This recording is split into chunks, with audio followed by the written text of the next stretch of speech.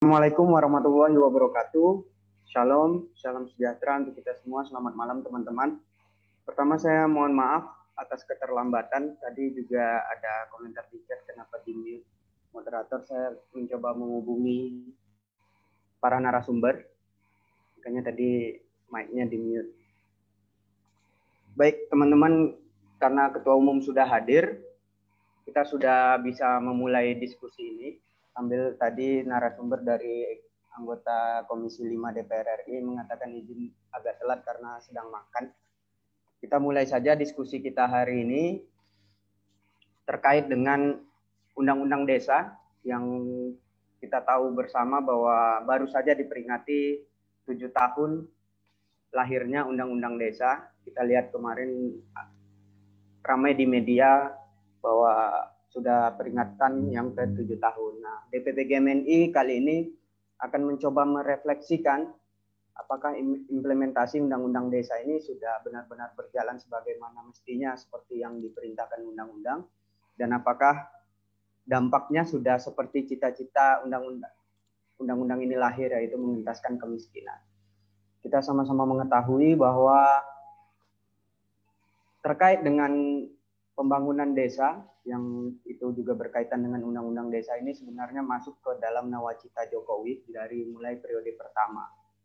Nah, kita dari DPP GMNI mencoba mengambil salah satu instrumen atau salah satu perangkat yang menurut kita cukup penting peranannya dalam penerapan Undang-Undang Desa ini dalam mencapai tujuan Undang-Undang Desa ini lahir, yaitu soal para pendamping desa. Para pendamping desa. Sebelum Ketua Umum menyampaikan materinya atau memantik diskusi kali ini, saya ingin menyampaikan pengantar dulu bahwa pelaksanaan Undang-Undang Desa ini, pelaksanaan pendamping desa ini diatur dalam Peraturan Pemerintah Nomor 43 Tahun 2014 Pasal 128. Selanjutnya juga di tingkat tenaga pendamping profesional diatur dalam Peraturan Pemerintah Nomor 47 Tahun 2015 Pasal 129. Nah, saya ingin infokan kepada teman-teman yang hadir diskusi kali ini bahwa sebelumnya kita sudah berusaha untuk menghubungi atau mengundang dari Kementerian Desa dan Daerah Tertinggal, dan beberapa hari yang lalu sebenarnya ada respon positif dari Kementerian Desa.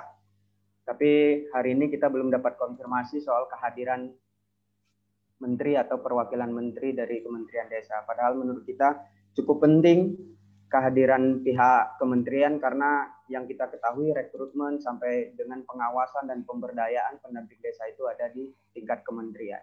Nah, ini juga nanti yang akan kita diskusikan, apakah efektif perekrutan sampai pengawasan itu ada di tingkat kementerian. Baik, kita langsung saja ke narasumber yang pertama, Ketua Umum DPP GMNI. Sambil menunggu Mbak Restu dari Komisi 5, yaitu komisi yang berkaitan dengan yang juga rekan kerja Kementerian Desa. Silakan, Tum. Ya, terima kasih Bung Pablo. Saya sebelumnya minta maaf atas keterlambatan karena memang ada sedikit artikel yang perlu saya selesaikan dan kebetulan hampir tadi, jadi saya nggak bisa tinggal nanti lupa lagi. Ya, terima kasih kawan-kawan semua, terima kasih untuk Ibu Sada Restuwati, anggota Komisi 5, anggota DPR RI. Sebelumnya saya ucapkan juga terima kasih pada semua teman-teman DPC GMNI dan para senior dan semua audiens yang hadir di diskusi kita kali ini. Oke, yang pertama alasan mengapa kita perlu mengangkat tema ini. Di tema sudah jelas ya, ini adalah refleksi 7 tahun Undang-Undang Desa. Artinya Undang-Undang Desa sudah genap 7 tahun diterapkan di Indonesia.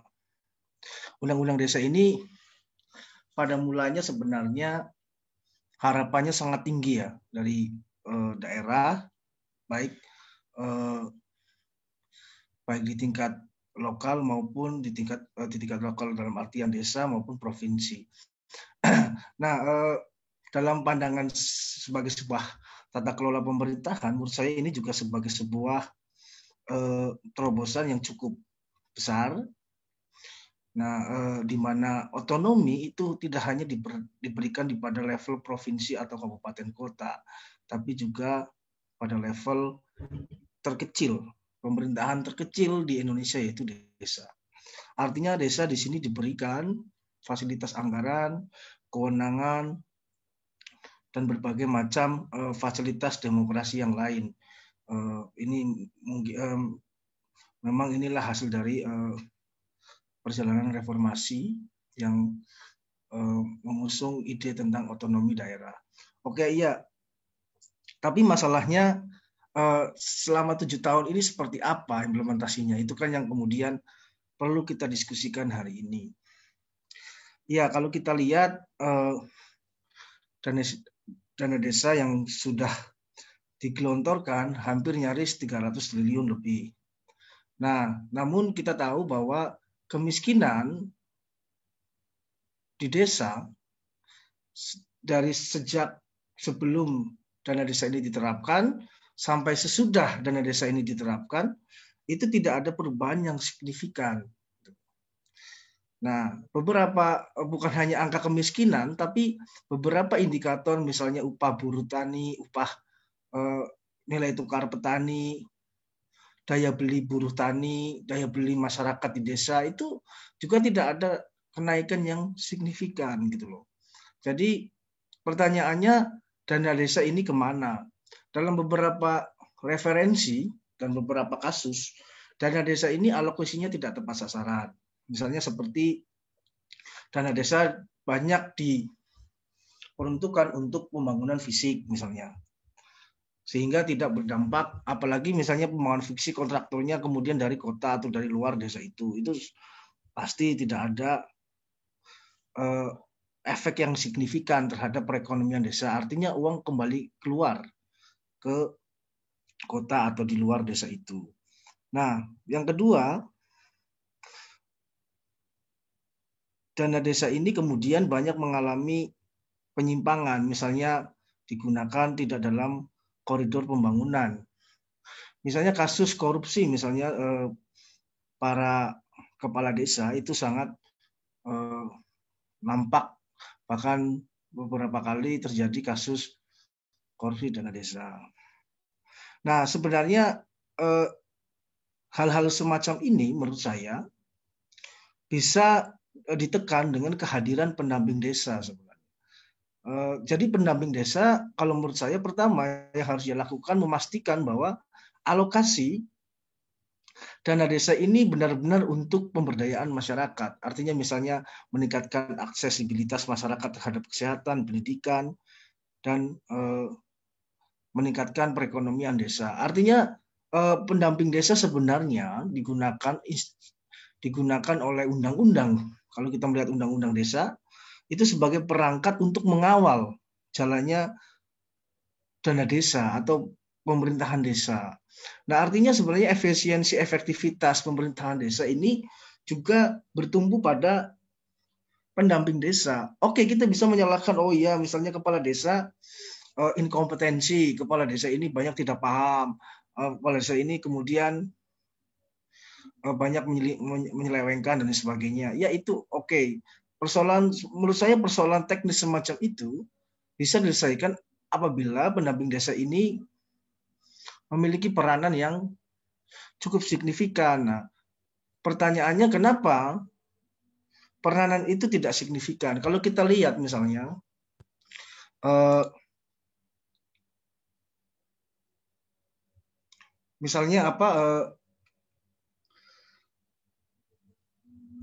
dalam rekrutmen misalnya rekrutmen pendamping desa, kita tahu bahwa dalam rekrutmen pendamping desa banyak yang tidak mengutamakan kompetensi. Misalnya ada banyak saya menemukan di lapangan, maksudnya mahasiswa teknik mesin, mahasiswa yang jurusannya jauh dari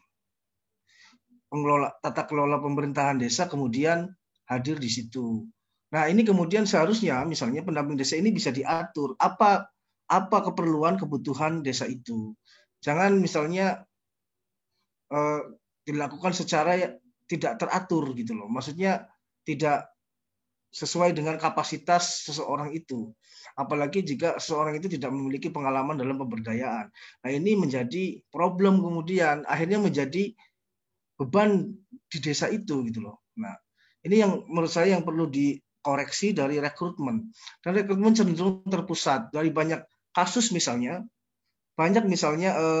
pendamping-pendamping desa ini justru tanda kutip ya simpatisan partai politik. Dia partisan dari kekuatan politik tertentu misalnya. Nah, ini menurut saya juga perlu dikoreksi. Nah, ini yang menurut saya perlu menjadi perhatian kita bersama. Jadi kita perlu evaluasi besar-besaran tentang peran pendamping desa, terutama dari kompetensi dan kapasitasnya dalam mendampingi pemerintahan desa dalam hal ini agar bisa melakukan kerja-kerjanya secara efektif dan efisien. Nah, menurut saya itu, walaupun memang bukan hanya sekedar faktor pendamping desa menurut saya, tapi juga ada faktor misalnya relasi ketergantungan antara kota dan desa. Memang itu perlu disoroti, tapi menurut saya problem-problem yang seharusnya tidak terjadi di lapangan, misalnya kebingungannya pemerintahan desa dalam pengelolaan, ada misalnya beberapa informasi yang kita dapatkan, desa itu malah bingung mendapatkan sejumlah uang segitu banyak untuk apa belanjanya, misalnya gitu. Artinya seharusnya kualitas belanja pemerintahan desa itu bisa dikawal oleh para pendamping desa gitu. Nah, ini menurut saya yang perlu disoroti oleh kita bersama. Nah, ini itu menurut saya moderator yang perlu kita siap tuh sampaikan. Ya. Oh, ya, teman-teman, ini juga Mbak Estu sudah hadir di antara kita semua dari anggota DPR RI Komisi 5 yang berkaitan dengan Kementerian Desa. Sebelumnya saya ingin menjawab beberapa pertanyaan di chat ya, bahwa merespon pertanyaan yang di chat terkait dengan Kementerian Desa yang hari ini tidak hadir. Jadi teman-teman, kita udah coba surati beberapa kali kemarin dari sekitar seminggu yang lalu. Dalam diskusi-diskusi sebelumnya ini sebenarnya pihak Kementerian Desa selalu hadir nih pada diskusi kita. Kita nggak tahu ini karena waktunya yang kurang tepat atau memang tema yang kurang mengenakan. Ini baru barusan dapat kabar Gus Halim sebenarnya siap hadir hari ini, dari Sekjen mengabarkan, tapi ada acara mendadak. Nah, yang perlu dipastikan oleh DPP, teman-teman, hasil diskusi ini tetap akan kita simpulkan dan kita kirimkan ke pihak Kementerian Desa agar nanti menjadi solusi atau menjadi koreksi atau evaluasi terhadap pemberlakuan Undang-Undang Desa selama 7 tahun ini.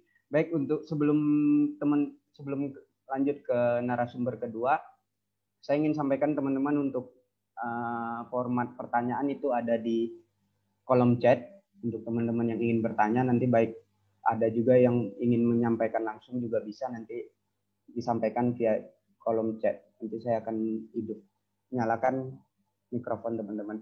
Baik, selanjutnya kepada Bu Estu dari Komisi 5 DPR RI, dipersilakan Bu.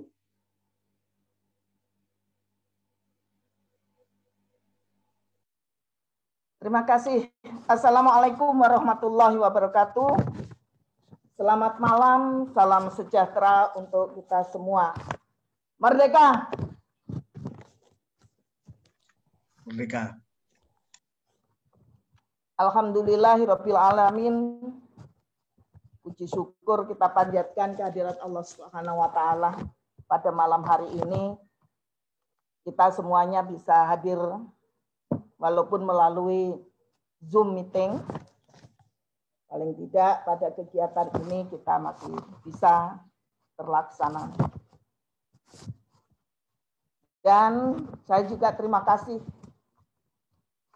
atas undangan yang diberikan untuk saya, sehingga saya pun bisa bertemu dengan adik-adik semuanya, para junior GMNI. Pada malam hari ini kita mau berbicara tentang refleksi 7 tahun Undang-Undang Desa, dana desa dan kemiskinan. Di mana peran pendamping desa?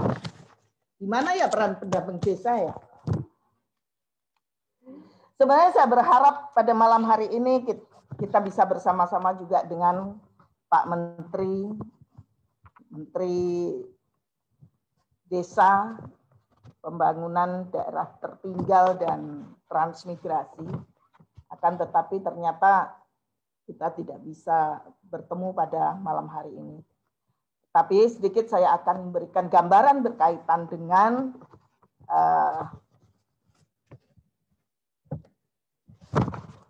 anggaran dari Kemendes, dari Kementerian Desa, yang tentunya karena di Komisi 5 itu berkaitan dengan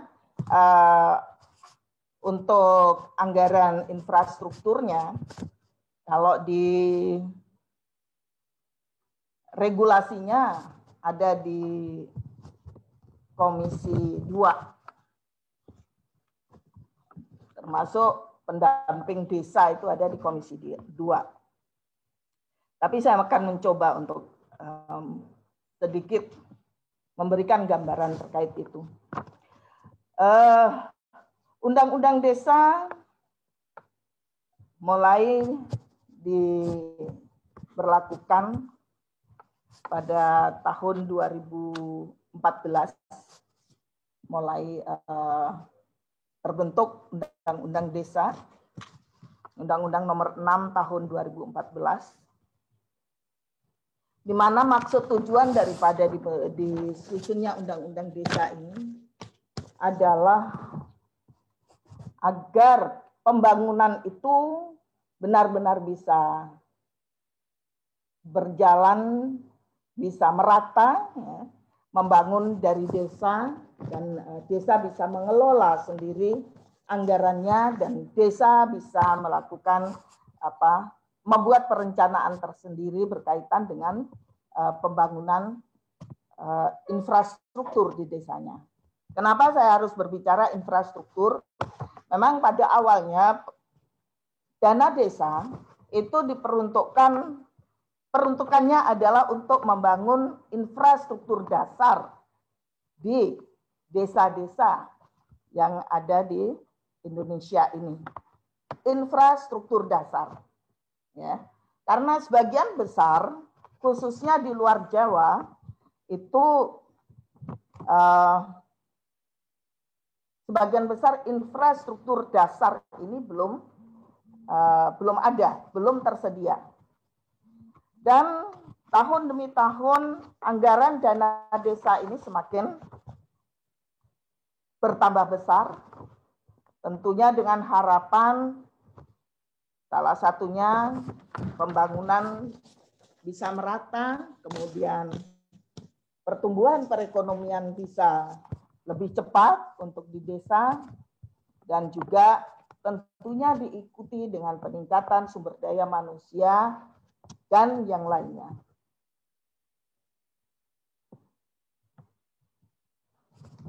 Untuk coba lanjut Mas untuk tayangannya pada pagu alokasi anggaran. Jadi pada pagu alokasi anggaran menurut program tahun anggaran 2021, lanjut Mas itu di pagu anggaran Mas yang sorry bukan yang ini yang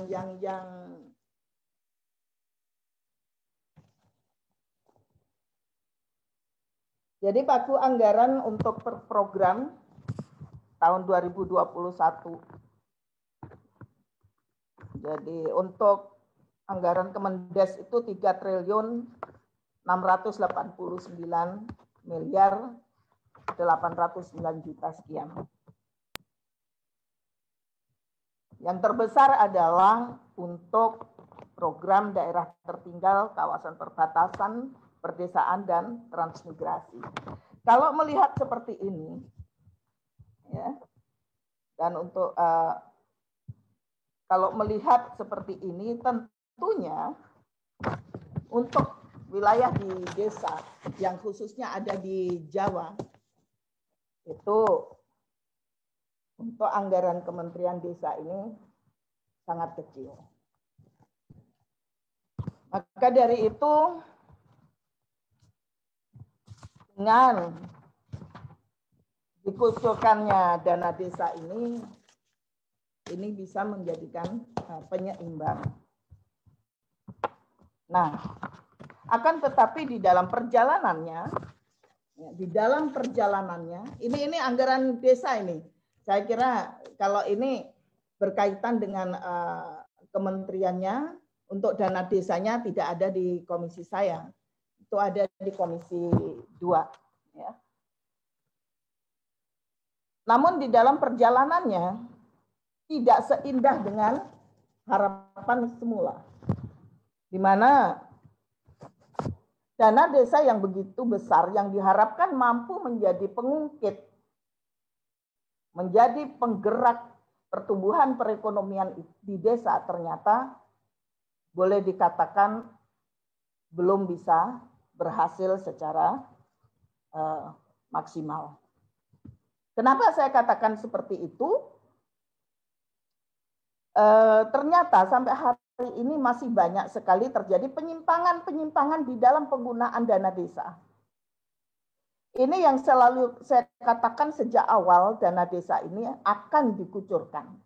Saya katakan bahwa dana desa ini bisa menjadi surga sekaligus bisa menjadi neraka bagi kepala desa dan jajarannya. Karena apa?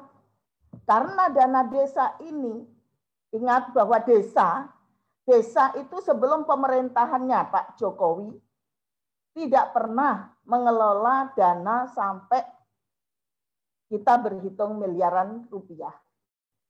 Tanpa didukung dengan sumber daya manusia yang cukup, maka tidak mudah untuk mengelola dana dalam jumlah miliaran. Karena berkaitan dengan perencanaan dan lain-lain. Maka dari itu, seiring dikucurkannya dana desa, kemudian Kementerian Desa melakukan perekrutan pendamping desa. Nah, perekrutan pendamping desa yang semula juga bisa diharapkan untuk bisa memberikan dukungan, memberikan support kepada pemerintahan desa agar dana desa yang dikucurkan ini bisa peruntukannya sesuai dengan rencana awal. Peruntukannya sesuai dengan apa yang diharapkan oleh pemerintah, dalam hal ini adalah presiden. Kenyataannya jauh dari harapan. Karena apa? Karena pendamping desa yang direkrut pun ternyata sumber daya manusianya juga jauh di bawah rata-rata. Jangankan untuk mengelola, membuat perencanaan uang miliaran rupiah. Membuat proposal saja mereka belum tahu. Bagaimana mereka disuruh membuat perencanaan anggaran. Ini yang menjadi persoalan. Maka pada waktu itu ketika dibahas pertama kali di Komisi 5, kami meminta ada persyaratan-persyaratan tertentu untuk perekrutan pendamping desa. Minimal ada batasan pendidikan, batasan umur. Akan tetapi kita semuanya tahu dan ini bukan menjadi sebuah rahasia lagi bahwa pendamping desa ternyata sebagian besar dalam tanda kutip kemampuannya masih perlu dipertanyakan. Ini juga yang sempat saya sampaikan kepada Pak Menteri pada raker beberapa waktu yang lalu. Bahkan beliau menyampaikan tidak ada perekrutan untuk pendamping desa lagi. Dan saya sempat tanyakan bagaimana mereka yang sudah berhenti, bagaimana dengan mereka yang sudah meninggal dan lain-lainnya. Pasti itu akan ada perekrutan. Artinya apa? Artinya di sini keterbukaan itu masih dipertanyakan. Saudara-saudara sekalian, bahkan saya langsung saja pada pemetaan masalah dan masukan deh Mas untuk rekrutmen pada rekrutmen pada pendamping desa ini. Saudara-saudara sekalian, ini temuan ini. Bahwasanya rekrutmen yang dibutuhkan proses seleksi, kualifikasi, kapasitas diri dan lain-lainnya, ya. Dan termasuk adalah domisili. Akan tetapi hari ini kita temukan pendamping desa yang ada di luar Jawa ternyata mereka ada yang asli bertempat tinggal di Jawa. Bagaimana mereka bisa bekerja dengan maksimal?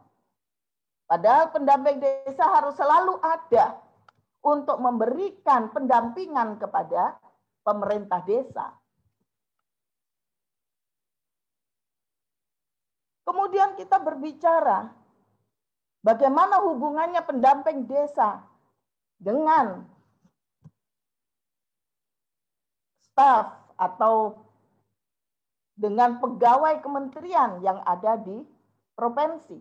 Ternyata ini juga tidak nyambung.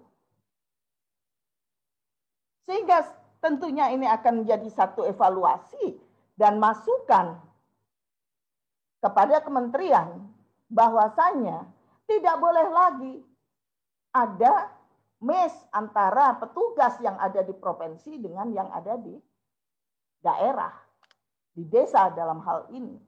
Jangan pendamping desa ini justru seakan-akan mempunyai power yang lebih, kekuatan yang lebih, sehingga petugas yang ada di provinsi ini dianggap tidak ada. Karena apa? Karena sistem pelaporannya mereka, kementerian lebih mendengarkan pendamping desa secara langsung daripada staf mereka yang ada di provinsi. Ini adalah temuan. Ya, ini adalah temuan dan adik-adik bisa mengecek secara langsung. Nah, dari situlah banyak sekali diskusi-diskusi yang kami sampaikan pada setiap rapat raker dengan kementerian ini. Kemudian juga tujuan dari dana desa dikucurkan langsung ke pemerintahan desa adalah supaya dana ini bisa digunakan untuk kegiatan-kegiatan yang bersifat swakelola. Kenapa kok harus swakelola? Saudara-saudara sekalian, kita tahu hari ini negara sedang susah.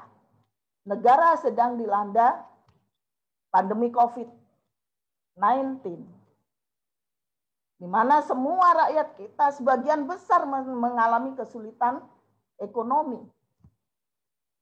Maka salah satu yang menjadi penopangnya, salah satu yang menjadi penopang agar perekonomian di desa bisa tetap berjalan adalah dana desa ini. Maka dari itu Presiden menginstruksikan agar diswaklola. Dan kemudian masyarakat bisa bekerja di situ.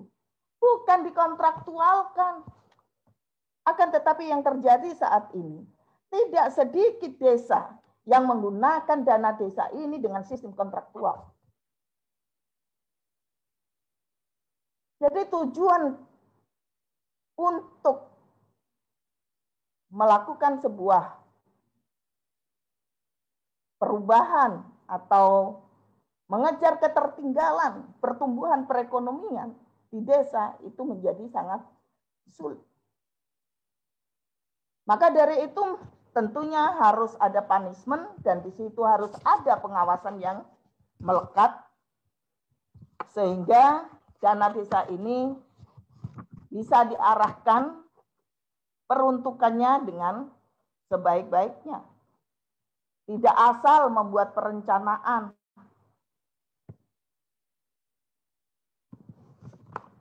Kemudian juga berkaitan dengan kualitas pimpinan daerah dan tokoh daerah masih berpengaruh pada arah kebijakan daerah. Ini juga menjadi satu persoalan tersendiri. Dengan adanya undang-undang desa, kepala desa merasa dirinya sebagai raja di desa itu, menjadi penguasa di desa itu. Bahkan tidak sedikit juga kepala desa yang tidak mengindahkan aturan dan tidak mendengarkan arahan dari pemerintahan di atasnya, karena merasa bahwa dengan Undang-Undang Nomor 6 ini, ya, Undang-Undang Nomor 6 Tahun 2014 ini, seakan-akan yang namanya otonomi desa ini adalah benar-benar desa ini berdiri sendiri dan bisa melakukan apapun sekehendak hatinya. Padahal sebenarnya bukan itu. Otonomi yang dimaksudkan bukan mutlak semuanya bisa dilakukan sendiri tanpa mengindahkan aturan-aturan yang ada di atasnya. Begitu juga dengan Undang-Undang Nomor 36 berkaitan dengan otonomi daerah. Daerah juga merasa bahwa ini sudah otonomi. Daerah bisa mengelola daerahnya sendiri tanpa mengindahkan aturan di atasnya. Dan inilah yang terjadi. Lanjut, Mas.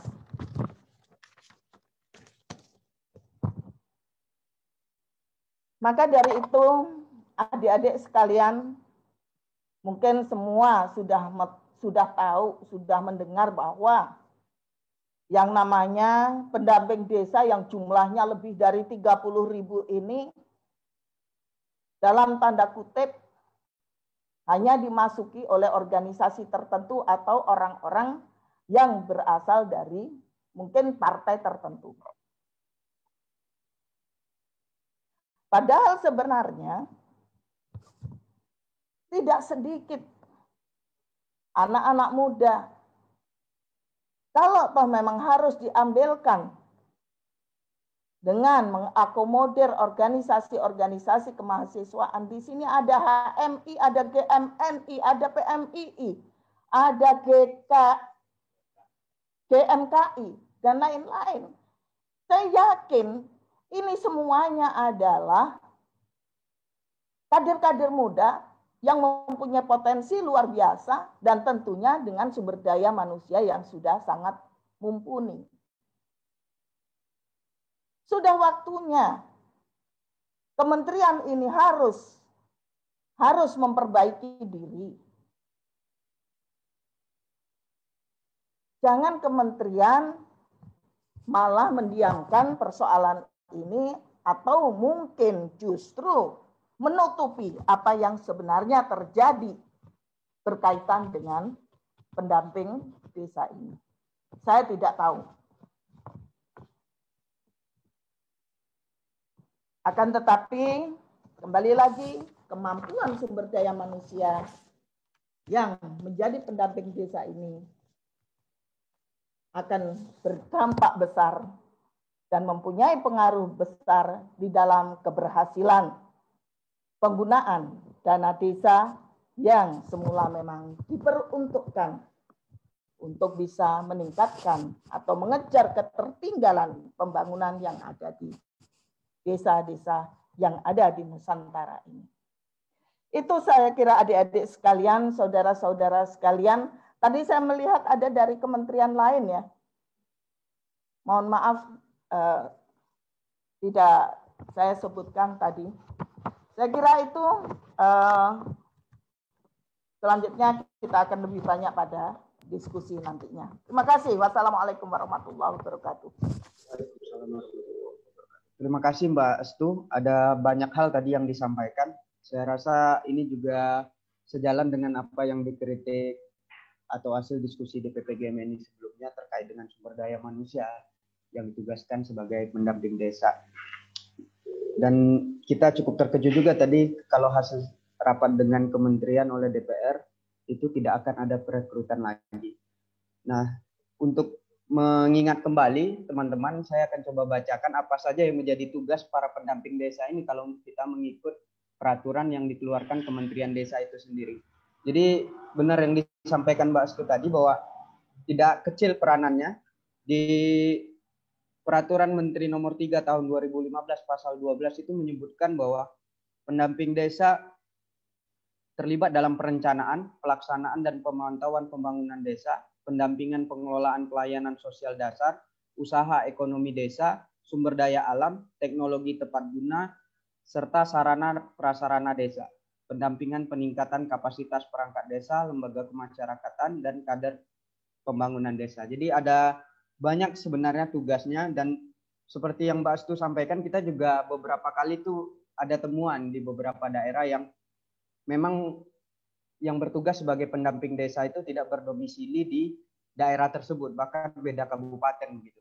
Nah, ada juga yang kita dapat datanya itu yang cuma hadir di awal saja, mendaftar ke kecamatan, habis itu tidak pernah sama sekali hadir. Dan ada di daerah Maluku Utara itu di tahun 2016 bahkan sampai kepada tidak keluarnya anggaran untuk 6 desa. Itu akibat daripada perangkat desa tidak bisa menyusun anggaran dan pendamping desanya tidak ada di lokasi.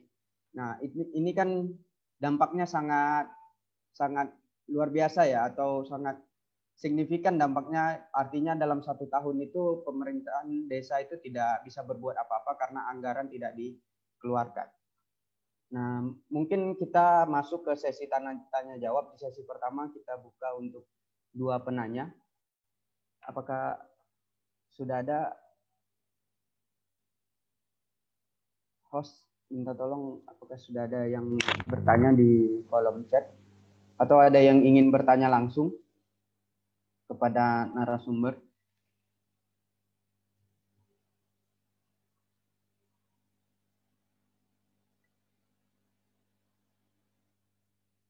Ini ada di kolom chat dari From FFP. Izin bertanya kepada Ibu Dewan, bagaimana peran pendamping desa pada Musrenbang dalam mengawasi kegiatan pembangunan? Ya, ini Bung Elip Selamat, silakan Bung. Oke, terima kasih Bung. Sebelumnya Assalamualaikum warahmatullahi wabarakatuh. Selamat malam dan merdeka. Terima kasih Ketua. Dan untuk mohon izin Ibu Bu Restu, perkenalkan nama saya Elip Selamat Taufik. Saya dari Kabupaten Sukabumi. Profesi saya kebetulan hari ini sebagai pendamping desa. Dapat amanah yang luar biasa lah gitu kan. Begini, mohon izin Bu ya, saya mungkin sedikit masukan ataupun pertanyaan. Yang dikatakan tadi itu memang betul sekali, dari berbagai hal yang sudah disampaikan itu, salah satunya itu memang seperti itu kita di lapangan. Saya berbicara mungkin untuk secara global, secara tingkatan nasional, di mana Indonesia bagian timur dan bagian yang lainnya mungkin secara teritorialnya mungkin sangat berbeda dengan kami di Kabupaten Sukabumi. Kami pun di Kabupaten Sukabumi merasakan itu kan, merasakan itu bagaimana kita harus dari desa ke desa itu memang lumayan, dan idealnya itu memang satu pendamping desa itu, saya sebagai pendamping desa di kecamatan mendampingi 7 desa.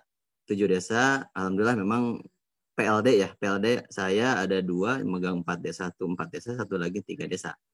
Ini pun bagi saya sendiri, setelah saya analisa, ini itu memang berasa maraton, karena hari ini pendamping desa itu adalah kurang lebih kita lebih banyak dibebankan dengan data-data itu sendiri. Sementara kami di Pinta itu selalu data dengan data yang memang misalnya running. Sementara kami untuk penguatan dalam hal sisi kapabilitas dalam kemampuan secara individu, baik perencanaan ataupun apapun itu yang terkait di desa, notabene kita mendampingi dana desa itu kita harus tahu se-APBDes, gitu kan. Kita harus serba tahu sebetulnya gitu ya, masuk di desa, karena tanpa kita mempunyai kemampuan untuk baik berkomunikasi ataupun satu aja kemampuan misalnya kita dalam menyusun perencanaan. Kalau satu aja kita bisa dibutuhkan di desa, saya yakin desa itu akan sangat mudah kerjasama dengan kita. Itu yang saya rasakan. Nah, masukannya ini untuk pendamping desa, untuk khususnya penguatan kapasitas pendamping desa itu sampai hari ini kami belum merasakan istilahnya pembekalan ataupun pelatihan yang lebih objektif dalam satu kemampuan. Contoh hal, dalam pendampingan perencanaan ataupun pendampingan BUMDes ataupun pendampingan yang lainnya yang memang masuk ke dalam kebutuhan desa yang dimana desa itu sangat membutuhkan. Faktanya desa itu lebih sangat membutuhkan ke tingkat kabupaten. Faktanya seperti itu, lebih membutuhkan tingkat kabupaten, misalnya ke orang-orang DPMD kabupaten. Karena ketika keluar Permendes, kalau meskipun kita sudah mengetahui, tapi Perbub yang mengaturnya, maka di situ peran kabupaten yang memang mengatur segala sesuatunya ketika sudah muncul, gitu kan, untuk diserap oleh desa. Kedua, di dalam rekrutmen saya menarik sekali, rekrutmen betul sekali Bu. Rekrutmen itu di lapangan ada yang meninggal, ada yang mengundurkan diri, ada banyak hal. Nah, kalau memang tidak ada pengerekrutan, itu mau bagaimana? Sementara desa-desa itu kosong. Idealnya itu satu desa, katakannya pendamping lokal desa itu 1 atau maksimal 2 lah, bisa. Tapi kalau hari ini banyak yang kekosongan, itu bagaimana gitu kan? Desa itu membutuhkan pendamping desa. Cuman pendamping desanya yang seperti apa? Tentunya pendamping desa yang memiliki kemampuan di dalam mendampingi desa tersebut dalam perencanaan, dalam penerapan Permendesnya gitu kan, istilahnya prioritas dari Kementerian Desa, misalnya terkait sekarang SDGs ataupun pemulihan ekonomi nasional, itu perlu dipertajam lagi ke desa. Walaupun kita sudah baku hantam, katakan kerja keras dengan desa, tapi kita pun perlu bersinergi dengan tingkatan kabupaten ataupun tingkat seperti kami dengan tingkat kecamatan. Karena faktanya kabupaten mengatur segala sesuatunya memang ada di tingkatan kabupaten terhadap desa. Mungkin itu yang saya inikan itu, mungkin 2 poin saja. 1, penguatan pendamping desa terhadap lebih objektif dalam kemampuan untuk memenuhi kebutuhan desa. 2, di dalam hal rekrutmen. Rekrutmen itu perlu dilakukan sebetulnya karena ada kekosongan. Khawatirnya ini ada kepentingan yang lain. Misalnya tiba-tiba saja pendamping tersebut itu ada. Mungkin itu saja, memang masih banyak tapi mungkin 2 poin aja itu. Mungkin itu aja, terima kasih untuk waktunya. Terima kasih Bung Elip. Kita dapat kesaksian atau tanggapan langsung oleh pendamping desanya yang mengalami sendiri, dan ada beberapa hal yang disampaikan Bu Ustu itu memang benar terjadi di lapangan seperti itu. Baik, ke penanya kedua, kita persilakan bagi teman-teman yang ingin bertanya sebelum dijawab oleh narasumber atau ditanggapi oleh narasumber.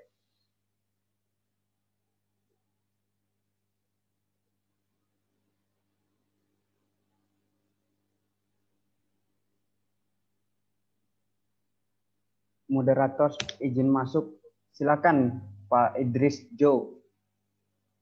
Bisa host tolong diaktifkan mic dari peserta bernama Idris Jo ingin bertanya.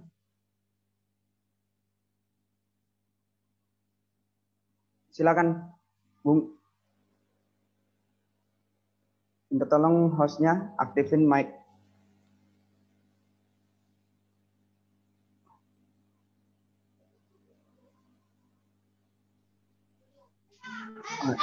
Oke, terima kasih. Selamat malam.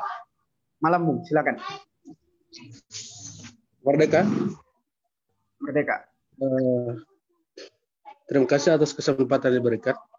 Kebetulan kami dari pendamping dari sebelah timur, dari Gorontalo. Apa yang telah disampaikan, saya pikir sudah bagus. Cuma ada beberapa hal yang barangkali sebagai sebuah kritikan dari kami, sebagai sebuah syarat.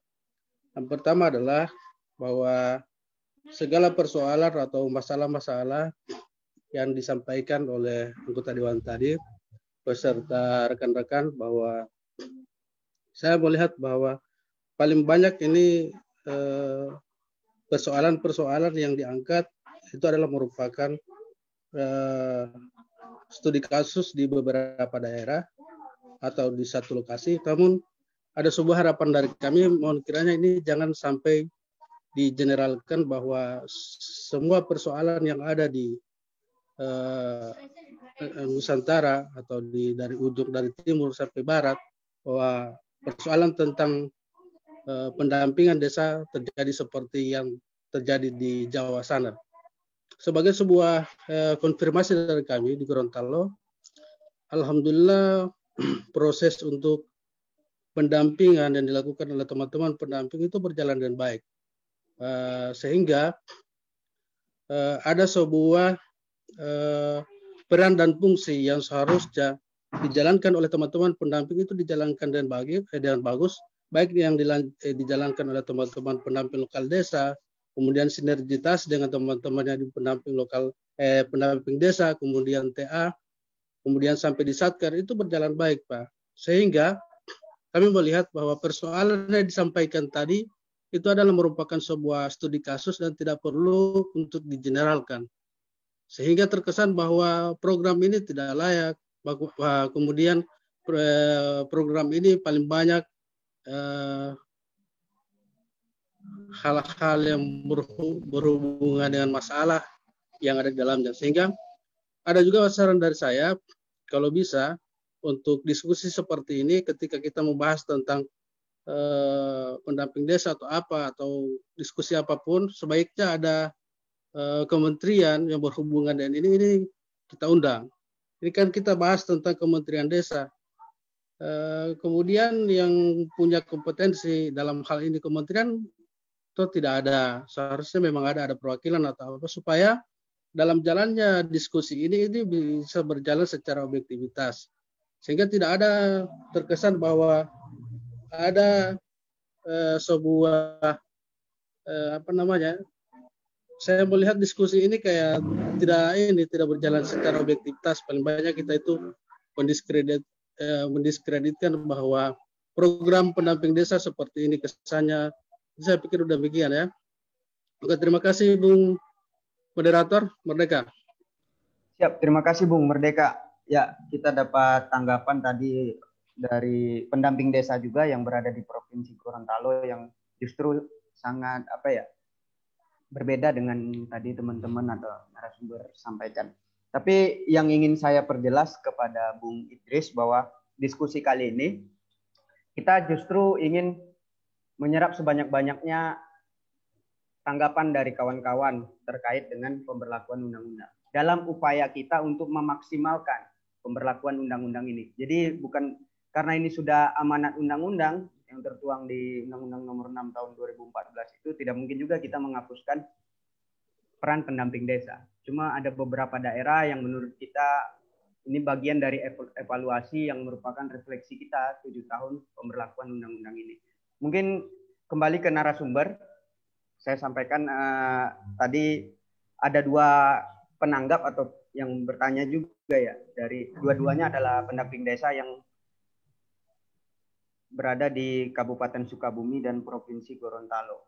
Yang saya garis bawahi yang disampaikan oleh teman kita dari Sukabumi tadi, bahwa sampai hari ini belum ada penguatan kapasitas di tingkatan pendamping desa, dan ada respon terkait rekrutmen jika dihentikan atau tidak dilakukan di periode ini, lalu bagaimana desa-desa yang pendampingnya sudah tidak ada gitu.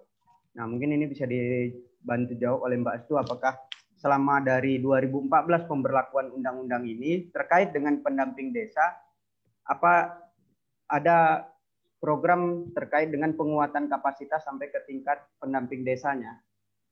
Mungkin bisa dibantu ya oleh Mbak Astu. Oke, terima kasih. Saya akan mencoba menjawab. Yang pertama dari Kang Elit.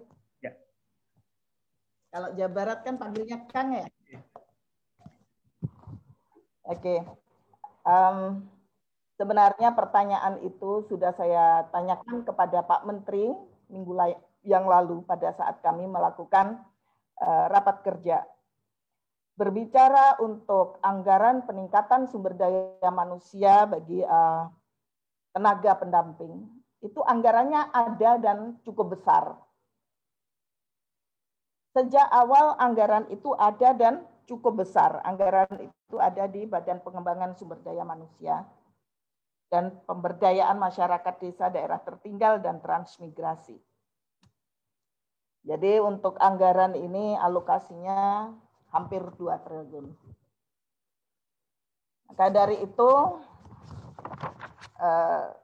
sudah sewajarnya kalau anggaran untuk meningkatkan sumber daya manusia bagi tenaga pendamping ya harus menjadi sebuah prioritas. Dan saya juga berterima kasih tidak sedikit tenaga pendamping yang memang bisa memajukan daerahnya. Saya ambil contoh. Ada di salah satu desa di tempat saya, ada desa Ngampungan. Itu memang kepala desanya masih muda, didukung dengan tenaga pendamping desa yang memang proaktif dalam setiap kegiatan desa, sehingga desa ini bisa menjadi maju. Akan tetapi pula tidak sedikit yang namanya tenaga pendamping desa ini ada, tetapi ada hanya nama. Orangnya jarang muncul atau hampir nggak pernah muncul. Ini juga tidak sedikit. Nah, seperti Kang Elip, seperti Bang Idris, saya yakin ini adalah contoh dari pendamping-pendamping desa yang memang serius ingin memajukan daerahnya, ingin memajukan desanya. Di dalam proses perekrutan, pada waktu itu memang ada persyaratan-persyaratan. Salah satunya bahkan ada persyaratan pendidikan dan persyaratan umur. Akan tetapi pada kenyataannya, yang semestinya umur di atas 50 tahun, yang sudah hampir 60 tahun, ini harusnya tidak boleh. Apalagi pendidikannya di bawah standar. Tetapi kenyataannya itu ada. Kalau mengelola keuangan desa sebegitu besar, dengan sumber daya manusia yang tidak mumpuni, saya yakin pasti akan mengalami kesulitan. Kalau desa-desa yang sudah memiliki tenaga pendamping yang memang sumber daya manusianya mumpuni, ya tentunya harus bersyukur. Tetapi bagi tenaga pendamping yang memang sudah tidak eranya lagi, artinya sudah tidak lagi mampu mengejar kemampuan dari teman-teman yang lainnya, ya sebaiknya harus diganti. Karena kita tidak bisa hanya mengikuti mereka-mereka saja dalam tanda kutip. Tetapi ini kita sudah harus berlari untuk bisa mencapai, bisa mendapatkan atau bisa sampai pada tujuan pembangunan desa yang benar-benar bisa setara antara Jawa, Indonesia bagian Barat, dan Indonesia bagian Timur. Kami menyadari, tadi dikatakan oleh Bang Idris, ya juga Kang Elip, bahwasannya jangkauan desa yang begitu jauh ini juga berpengaruh. Maka dari itu, ini juga harus kita pikirkan, kami kementerian dan juga legislatif harus memikirkan itu semuanya. Kalau perlu, honor antara yang timur dan yang barat dengan melihat kesulitan geografisnya, saya kira ini juga harus dipikirkan lagi, dievaluasi lagi. Karena teman-teman ini tidak ada biaya operasional kan, hanya gaji saja kan. Benar tidak, Kang Elip?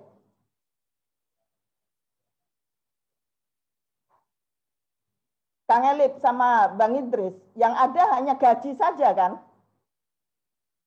Tidak ada biaya operasional kan? Tolong dong. Host untuk nyalain Bang Idris. Ya, Ya, karena saya ingin mendapatkan sebanyak-banyaknya masukan dari saudara-saudara sekalian, supaya ini bisa nanti saya bawa di dalam rapat sebagai bentuk evaluasi, agar ke depan kita bisa mendapatkan pendamping-pendamping yang mumpuni. Itulah. Saya, Kang Elip, coba, apa memang yang diterima itu hanya gaji? Ada biaya operasional apa tidak? Coba saya sedikit. Izin Bu, terima kasih. Untuk salary, ini kan ada pendamping desa, saya tingkat kecamatan, dan pendamping lokal desa itu tingkat desa Bu ya. Untuk pendamping desa, itu salary ada, operasional pun ada. Cuman kalau dilihat dari kita mobilitas, itu menempuh ke tiap desa itu memang dirasa masih kurang mencukupi lah kalau kita mobilitasnya memang tinggi gitu sesuai dengan ininya. Tapi kalau misalkan kita lihat, apalagi PLD itu kan mendampingi lumayan 3 desa sampai 4 desa. Dengan kita itu kan memang lumayan ada selisih ya. Kita lebih pendamping desa itu selisih lebih tinggi 1 juta lah, sekitar 1 jutaan. Nah ini pendamping lokal desa itu pun perlu kita pikirkan. Mobilitasnya kan lumayan tinggi, memegang 4 ataupun 3. Kami pendamping desa, ya mobilitas 7 desa, ya kita memang agak lebih sedikit lah gitu untuk operasional. Mungkin itu dipertimbangkan lagi pendamping lokal desa, dan pendamping desa pun memang perlu dipertimbangkan juga, karena di lapangan itu kan beda-beda bagaimana wilayah-wilayahnya itu ada. Ya seperti apalah, mungkin wilayah timur juga seperti itu. Kami pun merasakan karena desa itu memang betul kami di pinggiran begitu.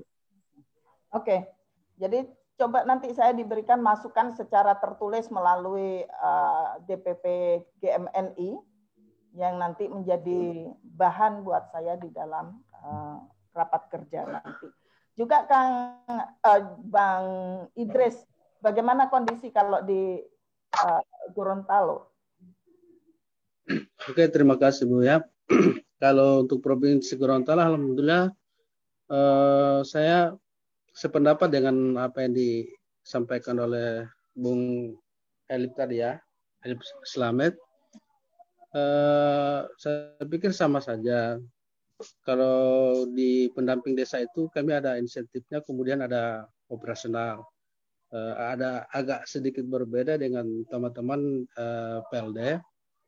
Namun ada sebuah harapan melalui Ibu sebagai representasi daripada Dewan, agar kiranya bisa menyampaikan ada sebuah saran dan harapan dari agar kiranya untuk operasional dan insentif daripada pendamping agar bisa ditambah lagi untuk ke depan, untuk bisa memaksimalkan wilayah pekerjaan atau kinerja daripada pendamping. Saya pikir demikian, Bu.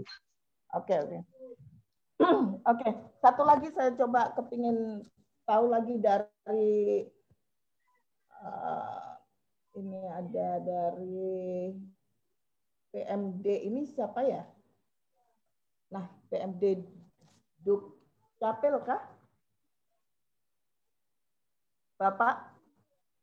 Coba saya ingin ada masuk sih. Bos tolong aktifkan. Nah, ya. Oh, Pak Yusuf, Nganjuk ya?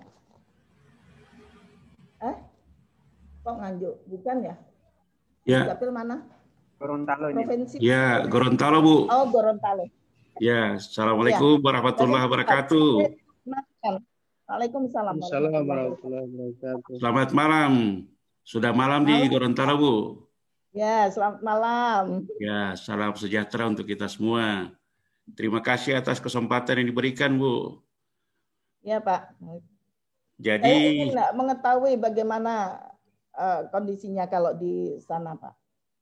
pada prinsipnya untuk kami di Gorontalo, secara umum pendamping profesional itu tidak bermasalah, bahkan sangat bermanfaat.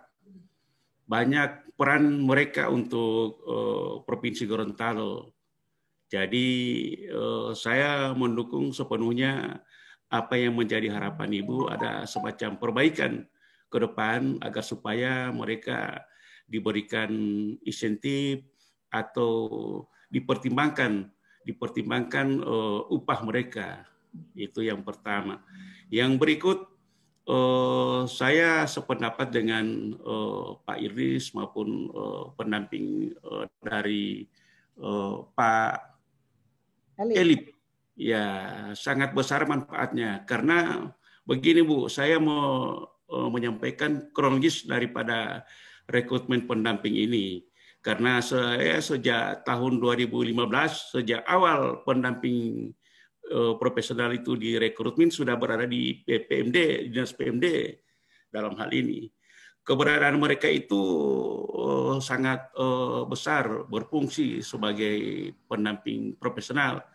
Contoh untuk Provinsi Gorontalo, rekrutmen pertama, mereka ini orang-orang yang katakanlah aktivis dalam arti ada semacam kemampuan dan keterampilan yang mereka miliki.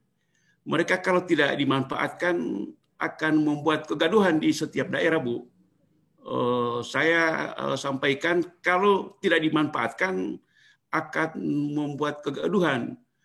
Syukur alhamdulillah mereka itu diterima sebagai pendamping. Jadi mereka itu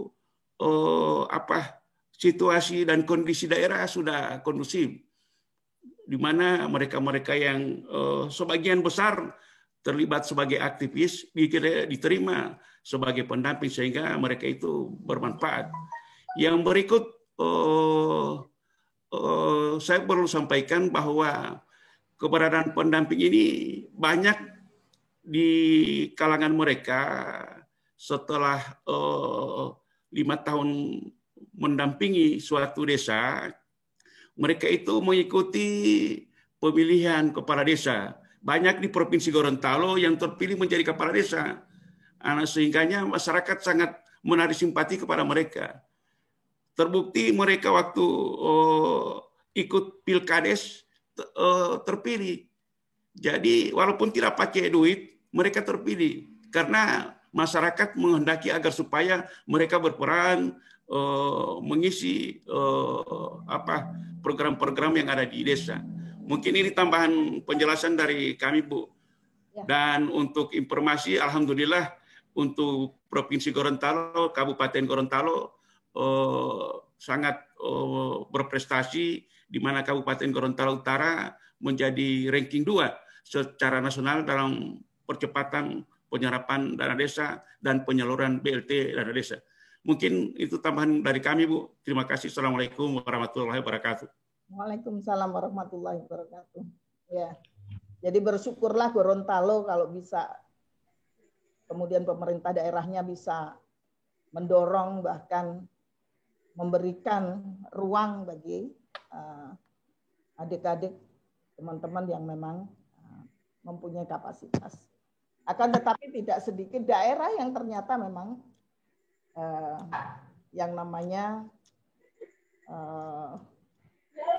kapasitas atau kemampuan dari pendamping ini yang direkrut ini tidak diperhitungkan. Jadi ini sebuah masukan buat saya, dan tentunya juga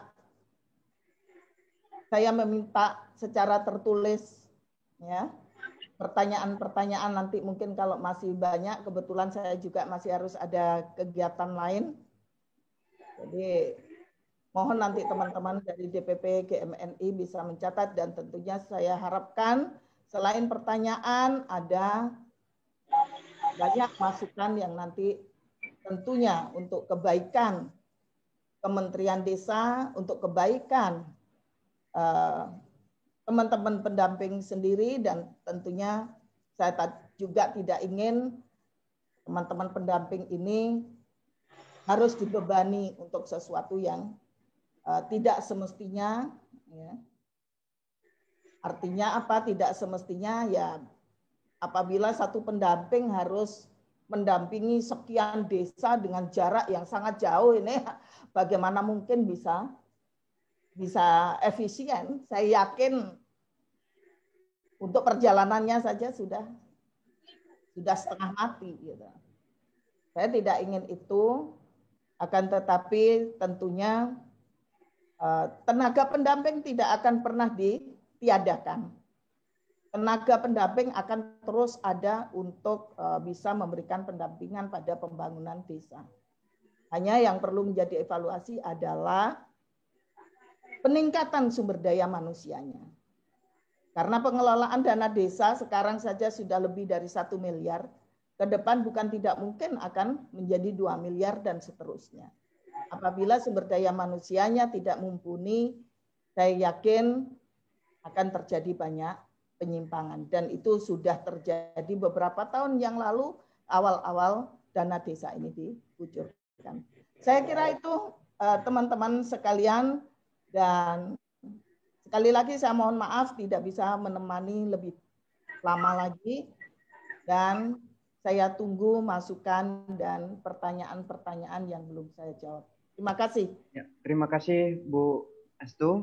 Karena ada kegiatan lain akan undur diri, tapi kita tetap akan lanjut teman-teman dan akan kita rangkum. Baik Bu, kita nanti akan memberikan kesimpulan diskusi kita malam ini kepada Ibu, juga kepada pihak Kementerian Desa tentunya. Akan kita sampaikan juga. Terima kasih atas waktunya, Bu. Ya. Oke, terima kasih Mas. Assalamualaikum. Terima kasih Bu Restu. Baik, mungkin menanggapi ini masih di sesi pertama, teman-teman masih bisa bertanya lagi nanti. Cuma ini mungkin Ketum bisa menanggapi pertanyaan-pertanyaan atau sanggahan-sanggahan dari teman-teman yang sudah sebelumnya disampaikan. Ya, saya kira gini ya. Tadi banyak keluhan dari teman-teman juga tentang pendamping desa. Menurut saya perlu kita kumpulkan. Ini memang kita saatnya, kalau kita berkeinginan memperbaiki baik kualitas maupun kuantitas pendamping desa, bisa kita kumpulkan. Nanti kita bisa diskusikan kembali dan kita sampaikan kepada DPR RI, Komisi 5, dan Kementerian Desa.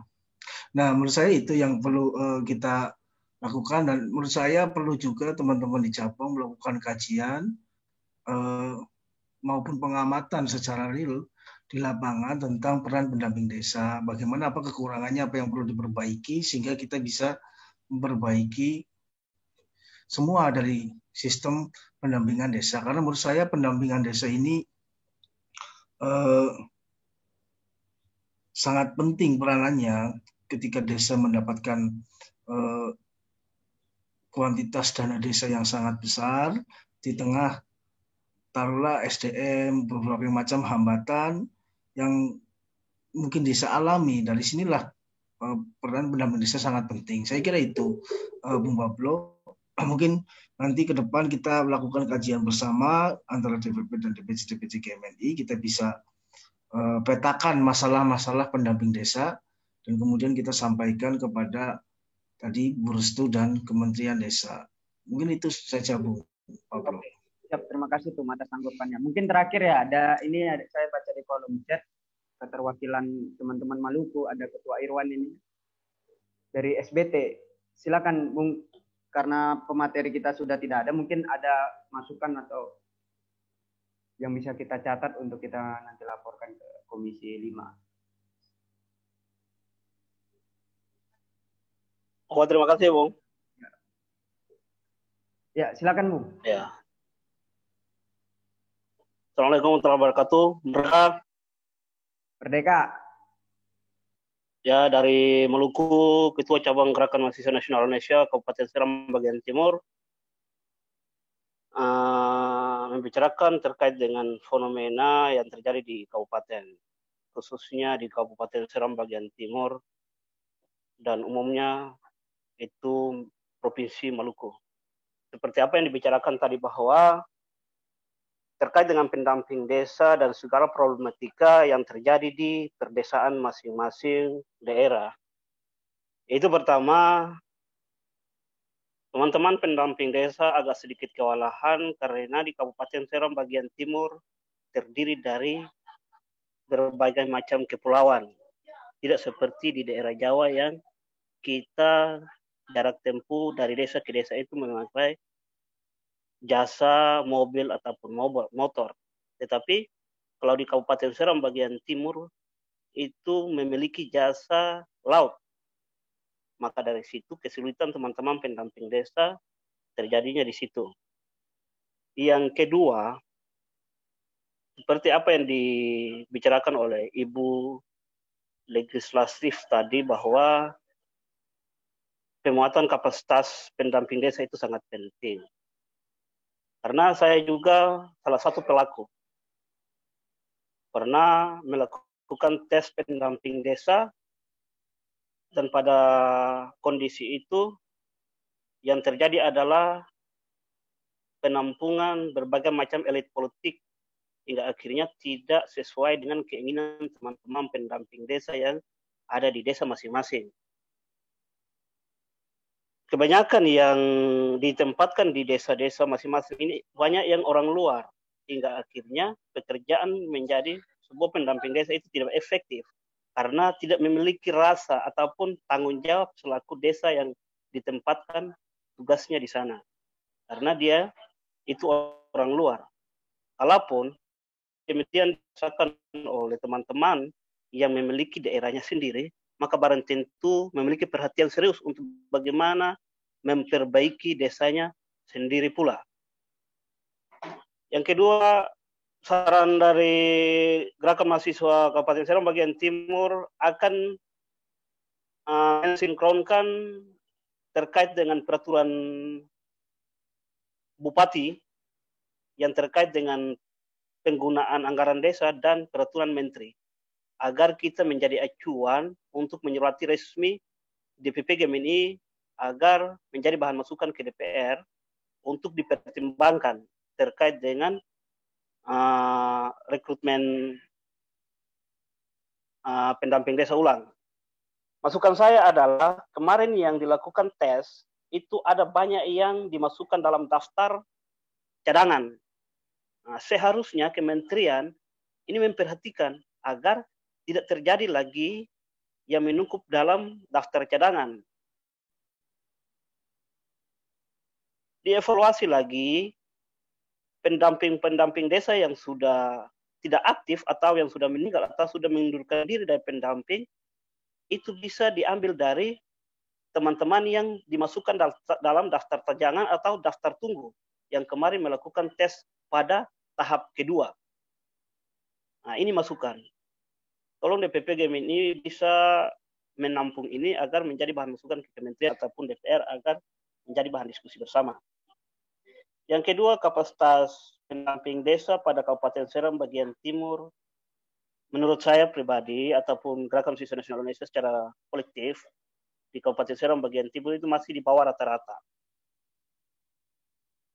Kenapa saya katakan demikian? Karena tidak memacu pada tugas dan kewenangannya dia selaku pendamping desa di daerah Kabupaten Seram bagian timur khususnya.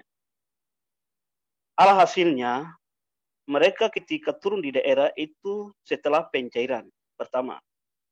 Yang kedua melakukan musrembang, tetapi pada tahapan untuk pengawasan atau mendampingi kepala-kepala desa untuk melaporkan segala macam bentuk kegiatannya di tingkat desa itu nihil. Nah, makanya kapasitas kepala desa yang seharusnya dilakukan pendamping sepenuhnya untuk pendamping desa agar segala pekerjaannya segala pekerjaan sesuai dengan peraturan kementerian ataupun acuan dari menteri itu bisa dilakukan secara baik oleh kepala-kepala desa yang ditunjuk oleh daerah-daerah tertentu. Nah, ini menjadi bahan masukan juga DPP pimpinan. Nah, hingga akhirnya ada sebuah aturan baku yang mempertegas kepada pendamping desa, ketika hal demikian yang terjadi maka harus dievaluasi, berlalu diberhentikan untuk menggantikan dengan orang lain yang berkompeten terhadap tugasnya masing-masing. Ini saya bicara koridornya di daerah saya, ya kan? Saya tidak keluar dari daerah saya, Kabupaten Seram bagian timur, tapi kondisi real yang terjadi di Kabupaten Seram bagian timur. Mungkin demikian pimpinan, saya kembalikan mikrofonnya. Merdeka. Merdeka. Terima kasih Ketua Bung, banyak yang disampaikan dan menurut saya ada info-info baru juga terkait geografis dan jumlah tenaga yang masih sangat kurang, dan kita baru tahu juga dari Bung ini bahwa ada yang berada di daftar cadangan atau daftar tunggu. Nah, baik teman-teman, saya coba simpulkan diskusi kita. Sebelum saya simpulkan, saya ingin sampaikan tidak bagi yang belum dapat bertanya atau ada yang ingin disampaikan, baik kritik ataupun saran, bisa langsung saja sesuai instruksi ketum tadi untuk disampaikan ke DPP yang akan kita bawa ke Komisi 5 dan Kementerian Desa. Saya coba simpulkan diskusi kita kali ini bahwa sebenarnya tidak seluruh daerah itu ada persoalan yang sama. Tapi dapat kita simpulkan bahwa hari ini kita sangat membutuhkan evaluasi. Baik itu bentuknya adalah kritik terhadap tenaga pendamping desa yang kapasitasnya belum mumpuni, ataupun apresiasi terhadap para pendamping desa yang kerjanya justru di luar ekspektasi gitu. Cukup baik. Contohnya ada yang di Gorontalo, maka ada juga tadi masukan dari beberapa tenaga pendamping desa untuk biaya operasional disesuaikan dengan tempat yang ada di sana, karena memang tadi contoh dari Bung yang SBT tadi juga menyampaikan bahwa di sana letaknya kepulauan, nggak mungkin operasionalnya disamakan dengan teman-teman yang ada di Pulau Jawa. Baik teman-teman, terima kasih atas atensinya pada diskusi kali ini. Saya yakin masih ada pertanyaan yang belum terjawab, maka nanti bisa langsung kontak para pengurus DPP atau ke email DPP GMNI, untuk nanti kita juga akan merangkum ini untuk dirapatkan atau disampaikan kepada Komisi 5 dan tentu Kementerian Desa. Saya ingin sampaikan bahwa kehadiran Kementerian Desa hari ini sebenarnya karena ada kegiatan mendadak Gus Menteri, karena sebelumnya kita perlu infokan ke teman-teman, ini Kementerian Desa selalu hadir, termasuk ke pengukuhan DPP. Kementerian Desa juga kemarin hadir kan, pengukuhan sampai diskusi terakhir sekitar 2 minggu yang lalu itu staf susnya masih hadir. Jadi sebenarnya tidak ada persoalan yang urgen yang membuat kita bertanya-tanya apakah nanti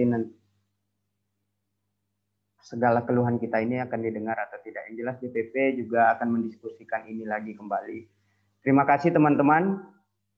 Mohon maaf atas kekurangan yang saya lakukan dalam memimpin diskusi kali ini. Wabillahi taufiq wal hidayah. Wassalamualaikum warahmatullahi wabarakatuh. Shalom. Selamat malam. Merdeka.